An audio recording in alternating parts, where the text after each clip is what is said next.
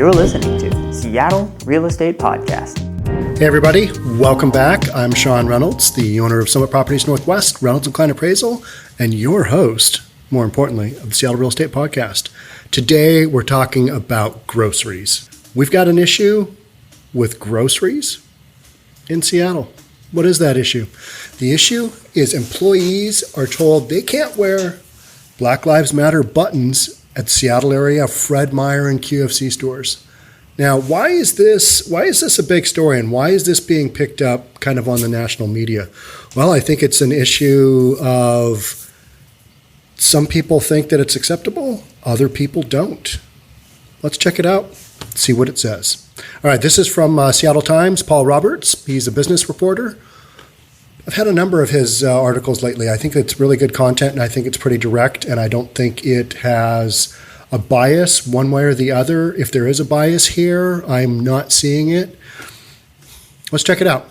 In the latest row over protest symbols in the workplace, employees at Seattle area QFC and Fred Meyer stores say that a ban on Black Lives Matter buttons violates federal labor law and their union contract. I think they're afraid they'll lose money by offending some customers, said 𝒆𝒂𝒕𝒍𝒆, who works at the QFC in Seattle's University Village, where she says the store's directors have been pulling people aside individually and asking them to take the pin off. To me, it's a matter of if you are in a workplace capacity, if you are an employee, you probably shouldn't be doing anything that doesn't represent the corporate mantra of whomever you are working for.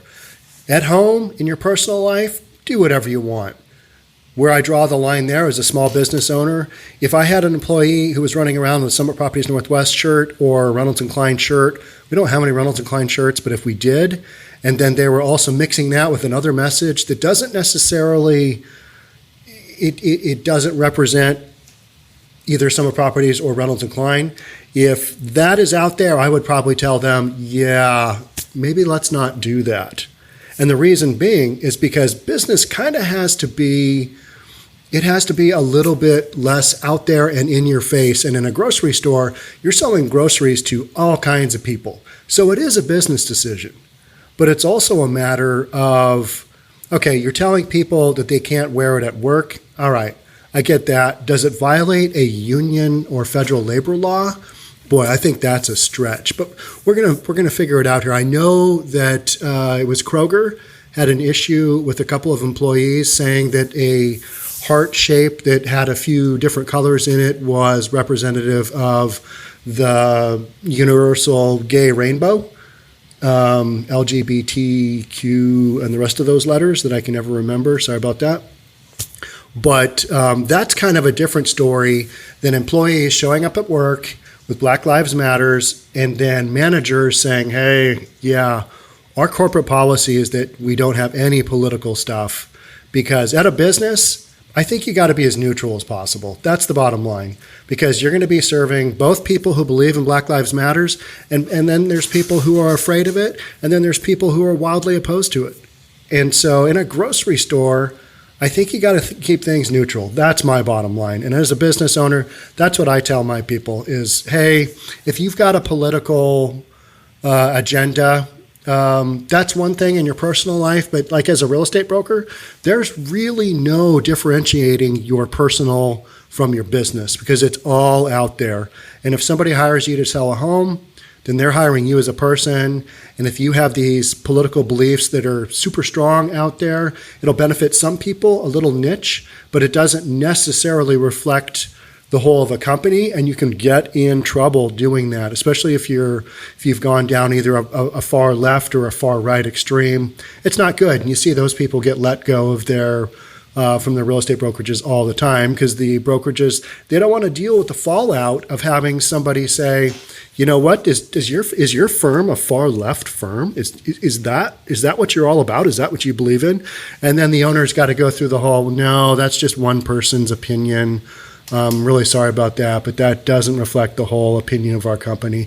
And as a small business owner, I've had to go through that. This year I dealt with one of our brokers who said some really nasty, mean things on Twitter in a Twitter war to other people. And I had to basically go online and say, hey, this doesn't reflect Summit Properties in any way. This person has been let go, and here's how we're handling this. This is completely unacceptable. But that's just how it goes. And with social media, this stuff gets out of control so quickly. Like this story. You got a couple of people who are like, I want to wear my Black Lives Matter button. And now it's a perceived violation of federal labor law and their union contract. So on Tuesday, United Food and Commercial Workers Local Union 21 filed an unfair labor charge with the National Labor Board, NRLB, against QFC and Fred Meyer, both owned by supermarket giant Kroger, over the button ban. It's not a white thing. It's not a black thing. It's a people thing, said Sam Dancy, a union shop steward and a supervisor at Westwood Village QFC in Southwest Seattle, who is black. It's a human right, and it is our right to wear these buttons. I agree with that. It is, but not necessarily at work. That's my whole thing. If you're at work, you got to abide by whatever your corporate deal is. And if you're at Kroger and Kroger is saying, yeah, we don't really want you to wear any political buttons, let alone Black Lives Matter buttons, that's not our thing, because you're going to offend some of our people. And we also don't want you to wear buttons for Biden. We don't want you to wear a MAGA hat for Donald Trump. We also, we don't want you to wear a shirt with Ted Nugent on it, because some people think Ted Nugent's just this crazy white ring rock star. And he is. We don't want you to wear that stuff at work. All right. So then you don't wear it at work. You wear it in your personal life. Move on. So it's not a white thing. It's not a black thing. Yeah. But when you take it to work, then it becomes a corporate thing, doesn't it? And that's where I think we're drawing the line here. The union, which represents around 13,000 workers in Puget Sound area Fred Meyer and QFC stores, distributed the buttons in August. Officials at the Westwood Village and University Village stores declined to comment on the buttons or store policy. Tiffany Sanders, a QFC spokesperson in Bellevue, also declined to comment on the NLRB complaint or the specifics of the union's grievance. But Sanders said QFC offered wristbands as an alternative for employees who have expressed a desire to stand together with the black community and show their support through their clothing, facial coverings, and accessories. One wristband bears the words "standing together." So we looked up a picture of that, and it's just it's a black wristband with white words. Sorry, I banged the mic. With white words that say "standing together." Okay. But if you are a true Black Lives Matter believer, and that's really your thing, having somebody say, well, you can't do the BLM thing, but you can do standing together, which basically means nothing, right? I mean, is that a campaign? Is that anything? I don't think so. But it's a corporate way of saying, all right, you're going to offend some people with this Black Lives Matter thing, but you're probably not going to offend anybody with standing together, because nobody really knows what the standing together thing is. So it's this corporate compromise that corporate always comes up with, and it's like, it doesn't really make anybody happy. But that's kind of just how it goes in business. And the standing together reflects the company's commitment to standing together with our black associates, customers, and communities against racism in all forms, Sanders said. Dancy, who's the Dancy in here? I don't know. Dancy has dismissed the wristbands as a backhanded slap to employees. Yeah, I could see that. They're not standing together with us, he said. If they were, they would allow us to wear these pins. Here's the thing with Black Lives Matter. I think a lot of people are afraid of Black Lives Matter and anybody wearing Black Lives Matter paraphernalia. I know a lot of people that are just like, oh, I don't know. I think the original message after the George Floyd incident, I think the original message, and I think the peaceful protests that happened right afterwards, some of those were okay, but invariably it devolved into these violent riots and looting. And that's what people associate the Black Lives Matter with, I think. I'm just talking honestly here. That's what people are afraid of. So I think you've got these two camps, and both camps, they shop for groceries. Everybody needs food. So you got to keep this as neutral as you can. Unfortunately, there's no win here that I can see. So they're not standing standing together with us because it violates corporate policy.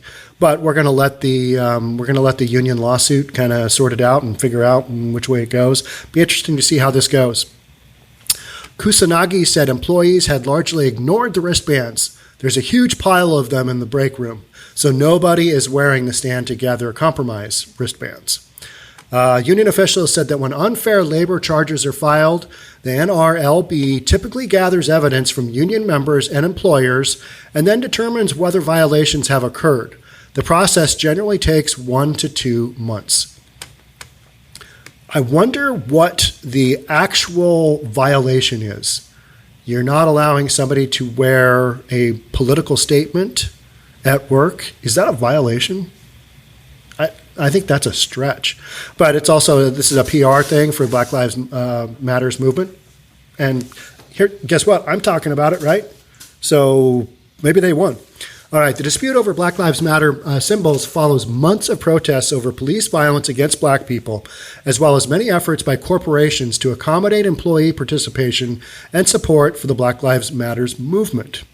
In June, Seattle-based Starbucks came under heavy criticism after banning Black Lives Matter symbols at work and then offering its own Tamer employee t-shirt, another corporate compromise.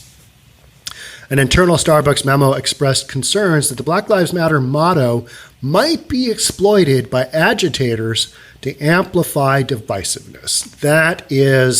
That's the crux of what corporate is dealing with, right? Whether it's Starbucks, whether it's Kroger, whether it's Fred Meyer, whether it's 7-Eleven, any of those big corporate structures, they're like, oh, yeah, this is a tough one. How are we going to get out of this? We got to come up with some kind of compromise. Let's float that and hope nobody notices, and let's hope we don't get out in the media because this isn't going to go well. That's typically what goes on, and that's what's going on. That's why we're reading about it here about Starbucks. And that was according to a BuzzFeed news report. The memo also noted Starbucks workers are not permitted to wear buttons or pins that advocate a political, religious, or personal issue. No go. No go at work. That's my thing too. No go at work. And if I see somebody wearing something that I think is inappropriate and they're one of my brokers, and I'll tell them, hey, if you are acting as a broker for Summit Properties Northwest, even though you're an independent contractor, you know what? That t-shirt you've got on, that's a little offensive. That's gonna be offensive to people. I'll tell people, hey, that's a no-go. Don't do that. And if they want to sue me for that, then that's fine. But I think you can pretty well draw the line here. Where this issue comes into play is that I think people are afraid on the corporate level to go up against Black Lives Matter. I think that's just where we're at. So critics said the stance was hypocritical given that Starbucks allows employees to wear symbols of gay pride. Okay, so now you've got kind of a double standard going on. And I didn't do the fact check on the Starbucks symbols of gay pride. But let's be honest. I don't think the gay pride has ever devolved into a violent riot. I don't think there's ever been looting after a gay pride event, whereas people are afraid that Black Lives Matter, that is what's going to happen if there's a large gathering. I think people are just afraid of that. And I might take some heat for that, but I think that is what is underlying this article, right? I don't see any other way because you've got a lot of people wearing a lot of gay pride, and Seattle's got gay pride all over. I mean, it's on the sidewalks in Capitol Hill. You got you've got rainbows. It's kind of what's going on over there. All right, the retail climate and the social climate is so precarious these days, said retail analyst Jeff Green. He's a partner at Hoffman Strategy Group. Retailers, especially those in the brick and mortar space, cannot afford to alienate anyone as the trend toward greater online shopping ramps up. So now we are talking about business decisions. We are talking about profitability. And if employees are wearing Black Lives Matter pins, and people catch wind of that and they don't come in to shop at the store, their margins are so narrow already. You can make the argument that QFC is a massive chain and they're always going to make money. Kroger, same thing. But you've got Amazon coming in and doing the grocery thing. Right before this podcast, we were talking about the new Amazon Go store. It's a big grocery store right here in Bellevue. It just opened up. And, you know, that's competition for a hardcore grocery chain like Kroger. And Kroger's got to watch every single little thing around them because every dollar counts. And it's your bottom line. And they've got to answer to corporate shareholders. And guess what? If you have something like this can really rock a company's stock. if you have one of these social media things go sideways on you. So I think managers have they're in a really tough spot with the whole Black Lives Matters thing, and I don't think there's a good answer. If I was a Black Lives Matter supporter and I was told, hey, you can wear this, stand together, I'd probably say, are you kidding me? That's not the message. That's not the thing. This doesn't really count. What are you talking about? But then I think I would hope that I'd be reasonable enough where I'd say, okay, I probably just shouldn't do this at work. Let's carry on. Let's do this in my personal life when I'm not on the clock, when I'm not representing corporate. Let's do that. I think that's the reasonable solution, but that's me, a middle-aged white dude, talking from business ownership position, which is why most of you are tuning in. I'm not out there in the streets, doing the whole protest thing. I will live stream it though. That's pretty fun. Retailers, especially those in brick and mortar space, cannot afford to alienate anyone as the trend toward greater online shopping ramps up. However, some employees believe they should have the right to covertly protest social injustices in these trying times, and both sides feel justified. How do you covertly protest social injustices? You're either doing it or you're not. It's hard to do it covertly, especially at a workplace. And wearing a pin, if I see an employee wearing a pin like that, I'm like, oh, okay, so QFC is on board with this. I don't care what it's for, but if that's offensive to me, I probably in the back of my mind go, yeah, I'm not really down with that. Why is that employee wearing that? Would I go shop somewhere else? You don't have a lot. Here in Bellevue, you don't have a ton. I mean, I guess you do have some options, but they're really expensive options. You've got Whole Foods, and then you've got cheaper ones like Safeway. But would I make my grocery shopping decision different based on this? No, I don't think so. I'm still going to go, all right, that guy's wearing Black Lives Matter. All right, that's his thing, whatever. Move on, go get my Diet Coke, whatever it is that I'm buying that day. I know I shouldn't get Diet Coke, but I do. I like it. And both sides feel justified. Yep, both sides do. Kroger is now at the center of several battles over political or social symbolism. Last week, the Federal Equal Employment Opportunity Commission sued the company for allegedly firing 2 employees in Arkansas for refusing to wear store uniforms that featured a rainbow symbol, according to media reports. All right, I call BS on this one. We looked up the store uniforms. They were aprons, the aprons you see employees in a grocery store wear, and it had a heart on it, and the outer color it had a ring around the heart, and the outside it was light blue, which is not part of the rainbow, and then it went to, I think, an orange or almost a red color. All right, part of the rainbow, and then it went to yellow, and then it went to, I think, kind of a medium blue on the middle. This is just a heart on. It's like a "We love you" symbol. It's not the rainbow. It's not gay pride. It's none of those things. But a couple of people decided, well, this is kind of like the gay rainbow. These are the rainbow colors, which they're not. I mean, maybe you got 3 out of the 4 colors are rainbow, but it's not something that somebody should either try and quit or somebody that should claim, oh, this is the gay rainbow and I don't believe in this. That's a stretch. That's a massive stretch in my opinion. But so 2 employees in Arkansas refused to wear their store uniforms. I think they're the people that are like, you guys, this is a stretch. You guys are really seeing things here that probably aren't happening. Yes, there's some colors on your uniform that might be a little bit different, but I thought they were kind of cheery, happy colors. And also it was a heart. So, I mean, how do you go wrong with a heart? Unless I'm missing something entirely here. Are hearts now the symbol for something else? If they are, let me know in the comments below, if you care. I don't think you care. All right, so the company has also been criticized for not restoring hero pay bonuses that workers were receiving earlier in the pandemic, but ended May 23rd.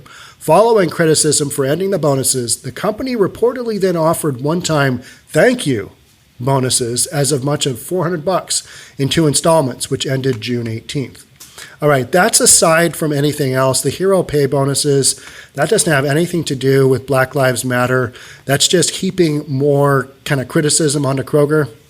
All right, so Kroger's taking some heat. They're basically saying, we don't want these Black Lives Matter pins, but we do want you to wear these uniforms with a heart on them that's got some different colors, and you might take offense to that, but that's just what we're doing. And out of all the thousands and thousands and thousands of Kroger's employees, there are only 2, and I think the ages of those 2 employees were like 72 and 57. That sound right? All right. Probably churchgoers, right? I might alienate some people with that. They're probably churchgoers. They made the connection, and they're like, this violates our belief. We don't want to do this. All right. So they got fired. That sucks. We'll let them sort that out.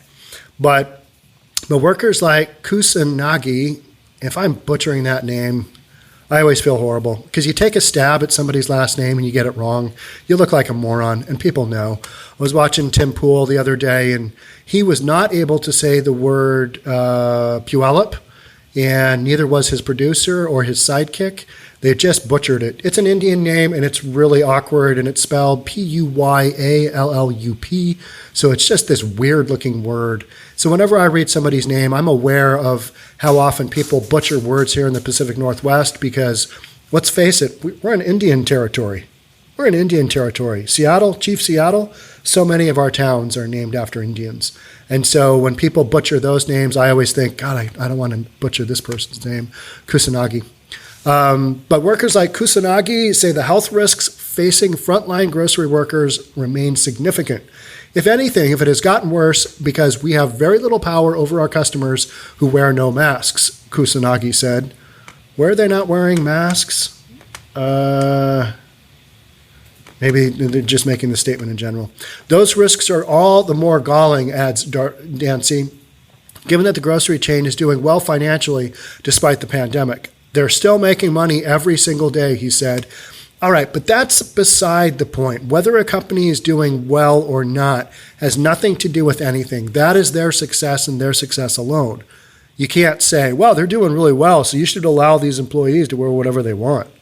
That's not the deal. That's not the drill. That's not how it works. All right, Kroger spokesman Kelly McGannon noted that the company has invested heavily in safety measures and that the company's total COVID-19 incident rate continues to track meaningfully below the rate in the surrounding communities where we operate. All right, so what they're saying is, hey, we're doing things safely.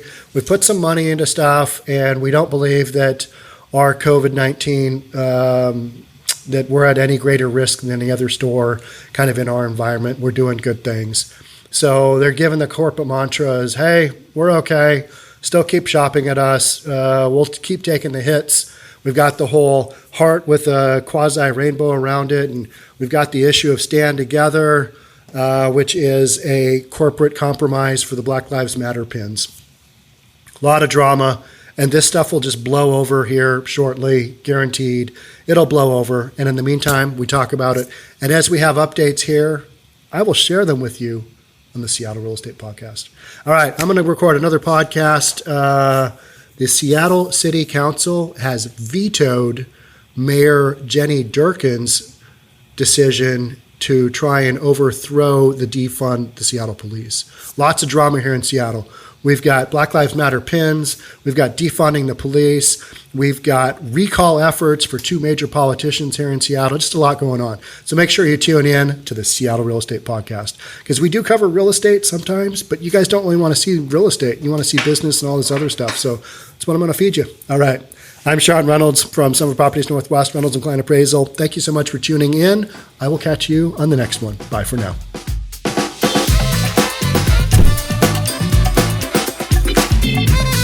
Don't forget to subscribe to our channel and hit the notification bell so you'll know when our next video is out.